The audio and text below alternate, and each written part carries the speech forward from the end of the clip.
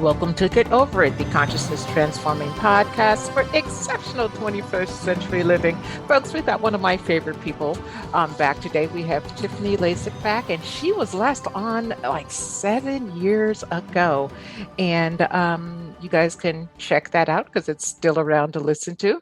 But I'm glad she's back because she's a fantastic healer. And, you know, she shared with me she's moving from Canada to a different country. And if she wants to share that with you, she will. And if not, oh well. But her new book is The Noble Art from Shadow to Essence Through the Wheel of the Year. And boy, you know, when I sat down and just opened the first page, it was a full color wheel of the year and the chart of shadows, and then at the wheel of the year, the transmutation of shadow. And once you understand this and follow it, it makes so much sense. So I know that you're going to enjoy this show, especially if you are in the process of transforming yourself, which we all probably are, and if we're looking to bring more positivity into our lives. The information shared on Get Over It uses intuitive and pragmatic insight to help you shift your consciousness to break through the blocks and release energy that is no longer needed. Yes, we're going to help you let go of the BS that's been holding you back. But you guys know I always ask that question, are you truly ready to? And by the way, folks, BS is belief system. A bit about me for my new listeners, intuitive since birth. I'm a third generation intuitive with over 3 decades of experience supporting people to break through the blocks along their path. I'm a strategist for personal and professional transformation, revealing cutting edge information that enables you to prosper and thrive. I spent 25 successful years in corporate America as an executive sales professional, and I'm the founder of Healing Visions Ministries and the Northern California Children's Education Network, a 501c3 nonprofit. I provide consultations and healings in all areas of life that heal the mind, body, spirit connection, allowing you to live your very best life. My clients tell me that I keep it real while providing them with accurate information to assist them along their journey as a spirit living a human existence. But they also say, if you really don't want to know, don't ask Monique. Excuse me. My background includes a doctorate in metaphysics, Reiki master teacher, ordained minister, and clinical hypnotherapist. So whether you are stressed, depressed, or possessed, I can help. To find out more about me and the services I offer, go to my website, and that's moniquechapman.com. And I invite you to like me on Facebook and follow me on LinkedIn. Folks, if you like the podcast, please subscribe. Okay, we love to see those 5 stars. So, you know, and share. Please share with your friends. Now, my guest today, Tiffany Lazic, is a spiritual psychotherapist with nearly 20 years of experience in transpersonal psychology. She trained at the Transformational Arts College of Spiritual and Holistic Training, where she also teaches. Tiffany is a sought after international presenter and the owner of Hive and Grove Center for Holistic Wellness, with, excuse me, a private therapy practice offering individuals, couples, and group therapy. She has also developed highly regarded self-development programs, and you can check her out at her website. I'm going to give you 2. The first one is hiveandgrove.ca. Again, that's hiveandgrove.ca. And the second one is soulalchemistacademy.com. Again, soulalchemistacademy.com. Welcome back, Tiffany. Thank you so much. I'm thrilled to be here. Hey, it's so great to have you back. And we're talking about your latest book, The Noble Art. What prompted you? What caused you to write this book and put it out at this particular time? It's interesting, you know. So I, as you can sort of tell from my bio, I have felt the work that I do in the world is as a psychotherapist, a spiritual psychotherapist, and holding space for people to be able to come into alignment and relationship with themselves. A lot of what you were talking about in the intro in terms of like finding those places inside and releasing those blocks. And that's a lot of the work that I've been doing, you know, with individuals and teaching over the past number of years. And it was in that I started to be prompted to write the great work, which I won't get into. I mean, we talked about that before. But in the writing of the great work and it being published and being out there, I was like, awesome, that it's done, it's completed. That little side thing, I didn't realize that there's necessarily a book in there, but it's out there. And I think I got maybe about 2 weeks breathing space. Oh. Before I started to feel this little nudge. Oh, you're not done yet. You're not done yet. There's more to be said. Mm-hmm. And yeah, sorry. No, go ahead. Go ahead. I was just going to say what I realized is, and I love the great work in terms of sort of putting, I say it's like having all the ingredients out there when you're looking about how to develop a relationship with yourself in alignment with the cycle of the seasons in the land that you are. Mm-hmm. But seeing that, what's happening out there in the world is not so different than how we experience. I'm going to give a heads up. It's very possible that dogs may start barking. Fine. I've got one here that's, sleepy right now, but you never know. Right. That it kind of laid out from the perspective of nature. Like, if this is what's going on in the cycle of the seasons, then these are the different ways that you can see it reflected in yourself. Mm-hmm.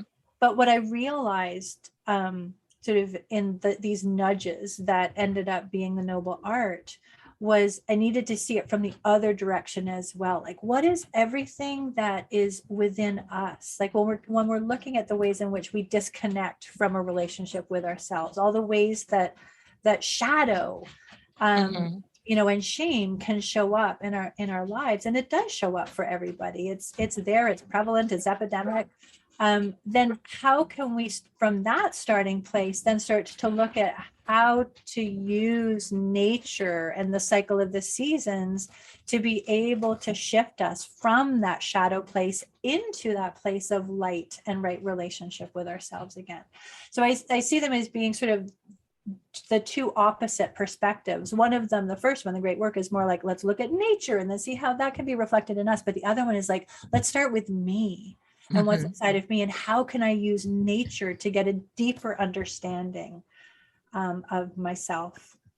Well, how did you come to extrapolate the different seasons with the different sections of the wheel? I mean, winter isn't always cold for everybody. Summer isn't always hot for everybody. How did you put all of that together? And you do a lot of work with the emotions. And I think that's where a lot of us get in trouble. Absolutely. Yeah. So there are a couple of things. I mean, certainly I started because I was initially working with this with myself and also in my office, like when seeing what showed up in the work that my clients were doing. So, I'm in Canada in a snow belt. So certainly it was informed by that, but I did realize as well that there is a universality to it. That no matter where you are in the world, there is a growth cycle. There is a fallow, a coming back to life, a being in full fruition, a letting go, a release, and then going to it's going to show up differently in different places. But there's still going to be the movement of that cycle. So I certainly was looking at, perhaps the history and the geography and the mythology of what was more sort of a Western Europe centric, but the energies, the archetypal energies of those are globally applicable. You may not use the same language. It may show up a little bit differently, but death and decay is death and decay, no matter how it shows up. Yes, it is. We can still work with those energies and coming back to life and resurrection and reawakening. It's universal. Yes, it is. But, you talked about one thing in the book that caught my attention, and a lot of people think it's the reverse of what you say. And you say truth I is there. I feel, therefore I am, not I think, therefore I am. Yeah. Why do you make that distinction? Because everybody's heard of, I think, therefore I am.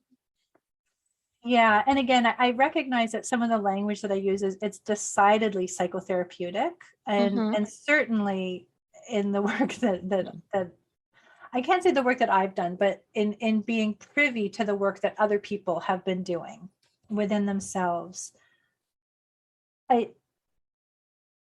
I think we can sort of come to a place of recognizing it's fairly easy for my mind to play games, to trick. I can make Mm-hmm. myself believe what I want myself to believe, but our emotions, what we carry in our bodies, it is absolutely blankly. It's responding to. It is reflective of the response that we're having to the world around us, and so I find this sort of reflective in tarot wisdom as well. I always think about the chariot card in the tarot, Mm-hmm. that you've got those two sphinxes, the black and the white, and then the charioteer, and that those are reflective of mind and emotion, right, or will and reason, and that they are meant to work side by side. We have for so long um, been told and taught that it's mind over matter, reason Mm-hmm. over emotion, and I'm not suggesting that it should be emotion over reason, that they need to work together. Together, yes. And so again, it's a large part of the work that I do and what I present very much in both the great work and the noble art.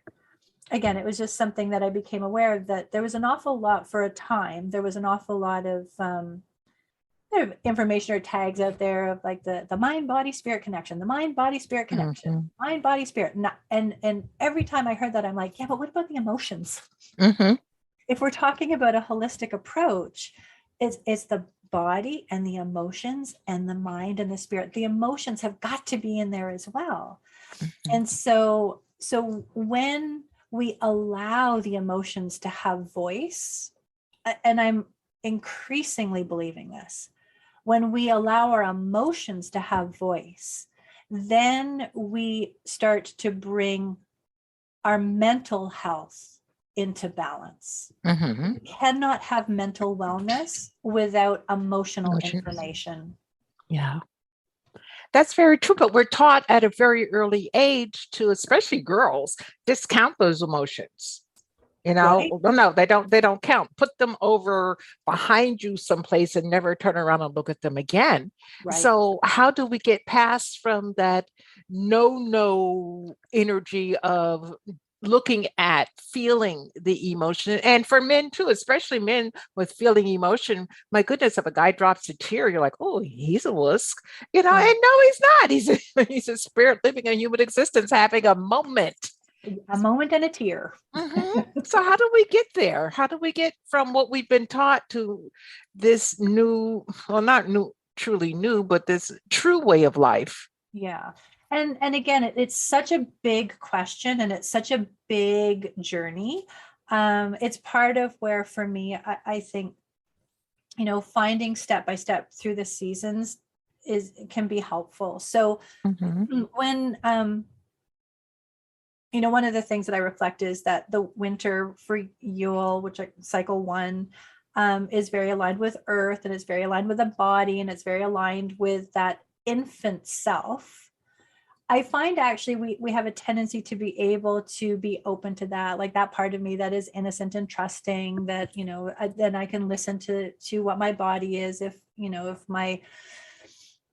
my leg is hurting, I can maybe not put weight on it. Like, there are ways that we have of honoring that, and that's good, and that's sort of solid. But then the next cycle that we go to, which is when we move more into that sort of the preschool, the older child, the one that really is emotionally engaged with the world, Hmm. that has feelings and has a little bit more of a stronger will, and can be emotive. Hmm.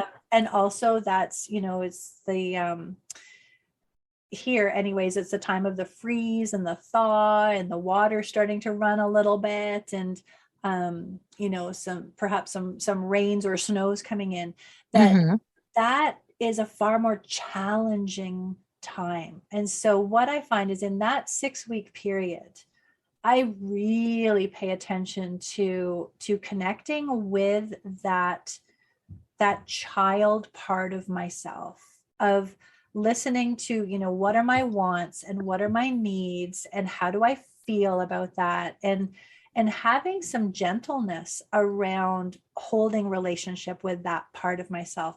That is the time in our lives, if you're looking developmentally, when, to a large degree, not always, but for the most part, that is the time when we start to develop shame, right? The shame is I would say, the core negative emotion that we carry that tells us that there is something flawed about us. There's something wrong with us, that if people knew who we really are, they wouldn't like us, they would reject us.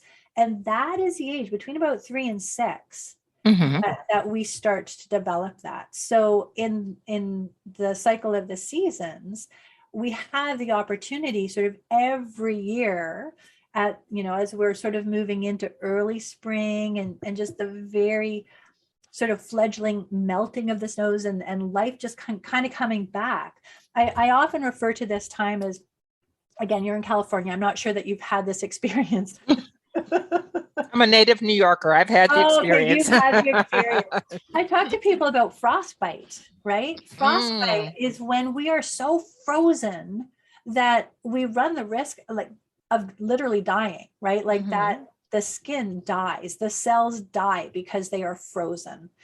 And in the thaw of coming back to life, it is incredibly painful. So if anybody's had frostbite and then when it does start to, you're trying to bring the life back to that little fingertip or that little ear tip, it hurts so much. But we need to feel that that's coming back to life again. And so I think part of what the danger is that we've been told that if you feel something strongly, that's not good. We don't want to feel that. When actually what we want to do is be able to glean the message that it's telling us, which, I mean, when my ear is so painful because it's defrosting, it's like, you need to take care of it. You need to keep it warm. You need to keep it out of the cold, right? It needs to be protected. Nurtured. It needs to be nurtured, right? And that's what the emotions are telling us as well. So we need to honor and safeguard that part of us that is able to still connect with the world in that way. As you were talking, I was thinking about my mom because she actually had frostbite 5 times. And I kept getting, there's something as a kid, I kept getting, there's something that you're not listening to, Mom. And of course, I would never tell that to her and live. So I kept my mouth shut. But is it something when we keep repeating the same thing over that's causing us damage, either physically, mentally, or emotionally? Is it something that we're just shut down, refusing to look at, or is it that we're slow learners and we're trying to get it? Yeah, I'm not sure. I mean, that's possible. There might be a little aspect of both, but I would tend to go to a place of we're to a large degree, we're told not to listen to our emotions. That if I am being told that this is something that I need to do, and yet everything in my body, everything in my emotion is saying this is not right for me. This is not right for me. Then I'm going to supersede that message. And then I should say, as an aside, and then we're surprised that our intuition is off. Right? Yeah. Like, hello. But yeah, we do take it because, again, as children, we're looking to those outside of us to guide us on how do we do this human thing when we just come in. And so when we're given the information of, this is what you're supposed to do, and if you have a feeling about it, you need to subvert that feeling. I often will also sort of reflect the example, because I had this happen to me many times of well-meaning parents, like, you're going to eat that and you're going to like it. Oh God, that brought back Yeah, interesting well, memories. you can make me eat it, but you can't make me like it, Hmm. right? And yet the message that we're being given, and again, I'm not trying to wrong that. Like, I can recognize that the intention of the parent was like, I need you to eat this thing which is good for your body. Hmm. But I also have a wisdom inside of me, right? And so those two need both to be honored. And certainly as we get older, I need to be able to recognize that if there is something that I don't like, then maybe that is not the thing which I should be bringing into my experience. Hmm. But so many times we're forced to eat that don't like. Again, it came back to me, childhood. My mother would fix oatmeal every morning. I hated oatmeal. I won't even eat an oatmeal cookie. Okay. And I would pretend to throw up in it, like, oh, mom, I got sick. I threw up in the oatmeal. She'd go, well, eat it anyway. And I'm like, Jesus, I don't get a break. you know. So I ended up putting it in little napkins, and we had a ledge under the table. And my intent was to put it in the napkin and, show her the bowl was empty, go back and throw it away. But of course, I forget to do it until there's like 9 meals lined up in a row, and my father discovered it. But even with all of that, why is the intention of the caregiver, no, you have to have that, especially if there's something wrong? And it turned out to be I'm gluten intolerant. Well, see, this is the thing. And again, to recognize there's such a wide range. Sometimes it's not that caregivers are sort of Mean. malintentioned or mean or abusive. There can be a lot of different things that are going on. It can be like, Hmm. again, I know my mom tried to feed my elder siblings like liver every Thursday, Oh my God. and Yes. they hid it. The big story, they hid it in the flower display in the center of the table. Right. But again, it's like, it's inexpensive. I've got young kids. This was like in the 50s, Hmm. we don't have a lot of money. And so it's going to be like a lot of nutrition for not a lot of money. This Hmm. is what we need to do. And if you don't like it, I can't accommodate something different. Right. Like, you Hmm. don't necessarily know what's going on in for the caregivers. So there's Hmm. a big picture, but that doesn't come away from the fact that again, it can end up developing that sense of shame. So my own experience of that is that not so much about food, because again, I came much later than the rest of my siblings. So by that time, Hmm. when my parents were having liver, they were giving me hot dogs. They were not going to have that battle. Yay. But I was not surprisingly or unsurprisingly, um, I was a very bookish kid. Hmm. I loved nothing more than just curling up in a chair with a blanket and books, and I would read all day. And my mom wanted me to go outside and play. And I could do it in the summer. In the wintertime, I hated it. And Hmm. she would get me all in the snowsuit and send me outside. And she would say, do not come back for an hour. So I would go to the park. I would take off my snowsuit. I would fill it with snow. I would put it back on. I would go back to the You're house. creative. And I would say, I played so hard. Now I'm freezing. Can I come back inside and read my book? Hmm. And it seems silly. It also, well, there's a few things in there. Number one, I will always say children will do whatever they need to do to get their needs met. Hmm. Right. So they will find those creative ways of like getting rid of the oatmeal. They will try. And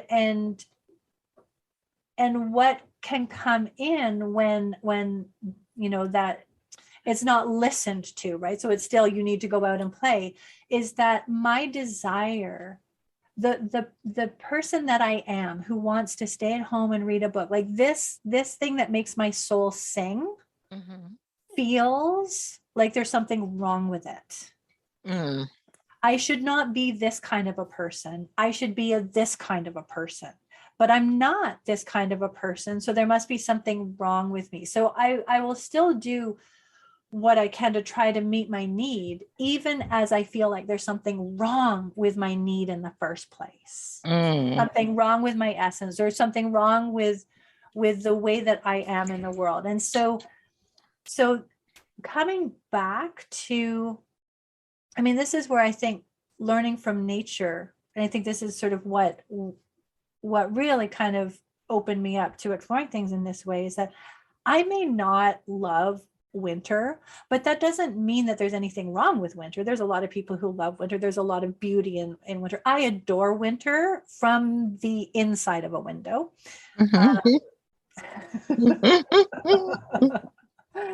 Or, you know, all bundled up. But there's nothing wrong with winter itself. And so if I can start to see that within myself, so there are going to be times when it feels like there's not a lot happening. There's not a lot of energy. It feels a little frozen. It feels a little flat. It doesn't mean that there's something wrong with that. Maybe there is something underneath the surface that's kind of an energy that's building, that will come forward when it needs to come forward. I'm not going to wrong myself for being in that stage, the same way that I'm not going to wrong winter for being winter.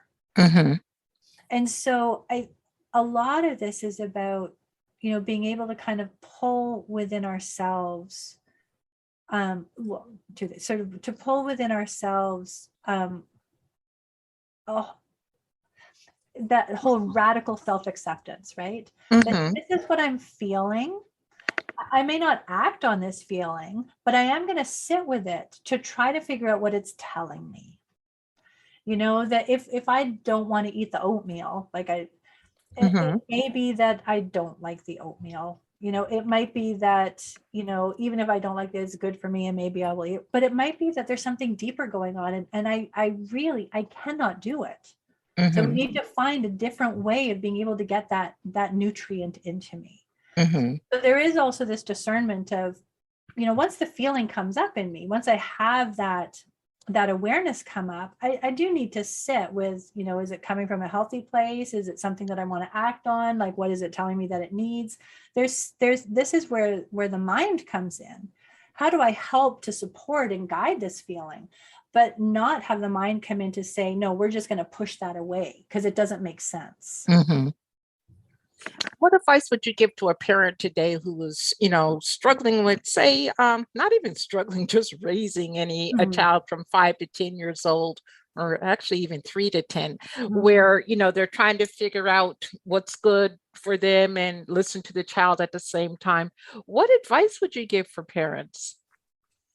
Yeah, I think it's to truly to hear, to listen.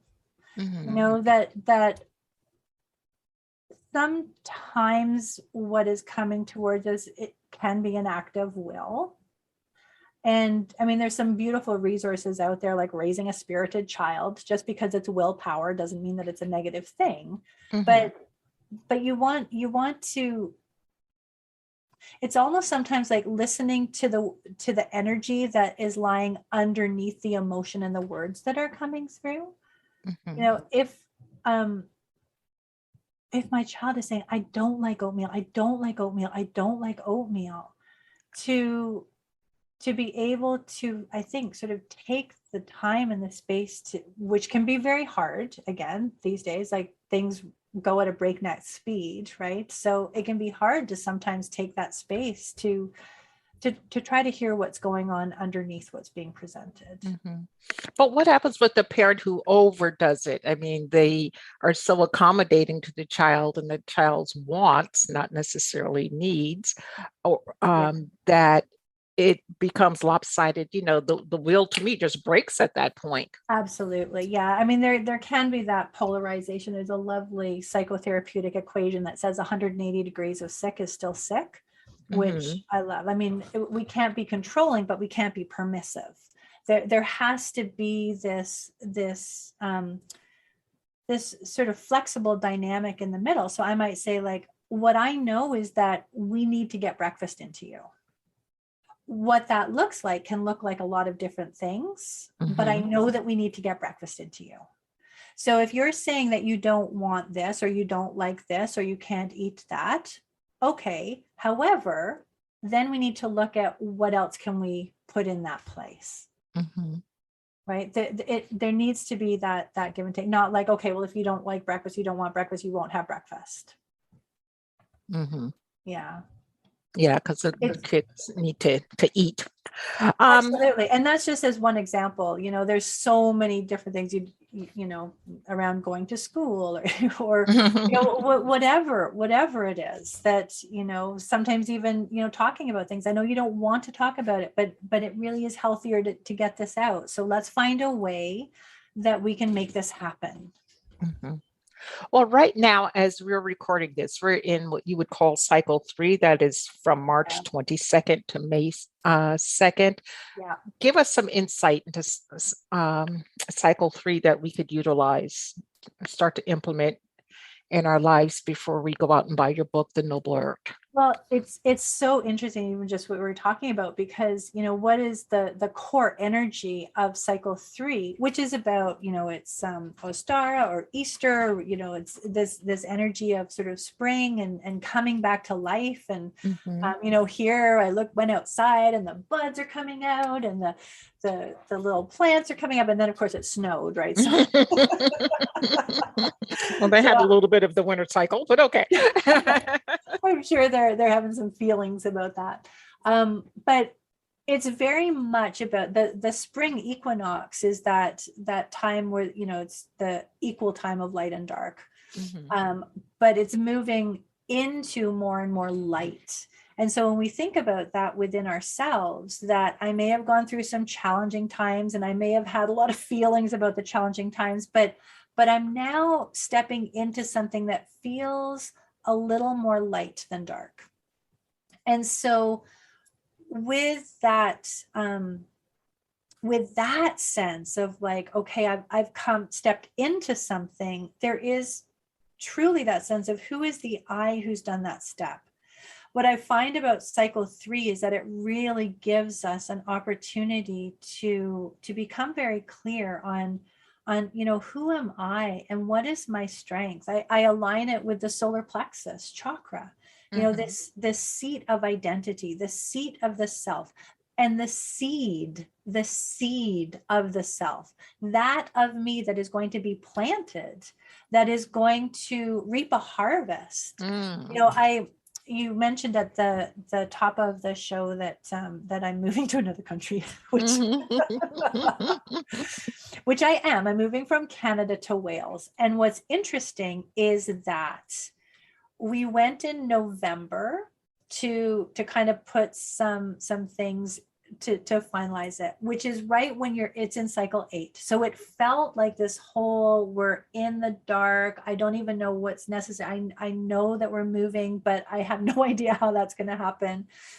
And then as we move through sort of cycle 1 and cycle 2, there was a lot of upheaval. There were a lot of feelings. There was a lot of like letting go of things. And now it's like, okay, I know what we're stepping into, these sort of solid boundaries around, who is the I that's moving into this new experience, this new adventure, and the way that it's sort of coming out, that by the time the harvest comes around, by the time late summer comes around, we will be established, we'll be in our new place, we'll be starting to, like it's funny the way it sort of follows that flow. So this time, and I'm consciously working with cycle 3, whatever it is that I want to bring into fruition, when I'm thinking about August and September and October, this is the time for me to plant it. This is the time for me to set that seed. And I need to know who I am, what's important to me, how I feel about certain things. Like that is going to inform the seed that I plant, which is going to inform what I put energy into growing and cultivating and nourishing, which is going to inform, what my life looks like months down the line. So this is such an important cycle because it really does lay the foundation for what is to come. And it is so important. I talk a lot about shame in the noble art, because shame is like root rot, right? I don't want to plant a seed that has been contaminated with this sort of shame-based sense of self. I want to have the confidence to know that, okay, if I'm going to plant this, then it is in alignment with who I am. And I do have the tools to be able to bring this into fruition, so that it is a strong harvest that nourishes not only me, but those around me as well. Yeah, everybody wants to heal the world, start with yourself, and that healing will spread outward. And that's a Absolutely. great way to do it. But, you go through all of this. How do you trust yourself that you're giving or allowing yourself the right information, the right energy to move forward, say from now, and then have that harvest later? Yeah, so this brings in another aspect as well, and I think I've been sort of focused on prioritizing the self, but there is an aspect of spirit as well, right? And I love working with the transactional analysis has this inner trinity of the inner parent, the inner child, and the adult, and which is very, I see that the inner parent, as long as it's not that critical parent, is that higher self, and so I will say again, as the example of moving to Wales, I don't totally know that moving to Wales is the right thing to do. I feel that it is. And I've certainly had an awful lot of like omens and signs and dreams and, things of like, Like okay, validations. Okay. right, I think this on the right track. hmm But, we'll absolutely know when we get there. But there is that. So part of what I presented in the noble art, in the great work, there's an awful lot of self-reflection questions. There's one for every single day, so you really can start to develop that deep relationship with self and get to know who you are. What I present more in the noble art, I've got these guided visualizations and rituals, also some meditations and contemplations, but those are the places to really invite spirit in. Like, I know who I am, and am I also seeing this in the big picture of my life? Am I also getting that that support and confirmation from my higher self, which is aligned with spirit, that that this is the path for me to follow. The other thing too is, and I think this comes back to cycle 3 and the seed of the self and that confidence is, and it's important to root out shame with this, that if I make a decision, if I move in a direction, if I move to Wales and I'm there for 6 months going, oh my gosh, this was such a mistake, then I pack everything up and I come home again. Right? The shame part of us will say, I can't do that. I've done this now. Everybody's seen that I've done this. I better just make it work, right? Which is the way that we, again, go out of alignment with ourselves. If instead I tried this. I got information from it. I got experience from it. I'm in a different place now. And now I can move forward in a different way. There's no shame to it, right? Okay. Yeah, just a new experience, different It's experience. It's giving us information. So there's sort of the two prongs to it. The one is that if I listen to my feelings and I also am open to the reflection from spirit, then I know that what I'm moving forward with is the right thing for me to move forward with. And I have faith in that. And if at some point I find out, okay, you know what, that wasn't the right thing for me, then it's no problem to say, okay, then I will now go in a different direction without that, again, without having that feeling of shame that I should have known better and I should have checked this out, right? Or it was a big mistake. And, my goodness, if we make a mistake, we might learn something, right? Yeah. Wow. It's go ahead. I was going to say, I have heard not fairly often, not uncommonly. Like, I just want to get back on my path. And I always feel like, but you're never not on your path, right? There is always information. There's always reflections from spirit. You're never disconnected from your higher self. It may not be, sometimes we have to go through the bush to realize, like, oh, okay, well, this is what it feels like to be on the straight and narrow again. And so it's all part of the path. It's all part of it. If It's only not always easy, though. No, not easy. And if we could just get out of our own way and, embrace what's in front of us, kind of being in the present, but working through the cycles at the same time. Boy, Yeah. our time has gone so quickly. What pearl of wisdom would you like to leave with our audience today? One of the things that I've been thinking about a lot, working with a lot, it is this sense of how to bring the wonderment back to the world. We've gone through such a hard time. We have gone through years of darkness, right? And there's still a lot of dark, and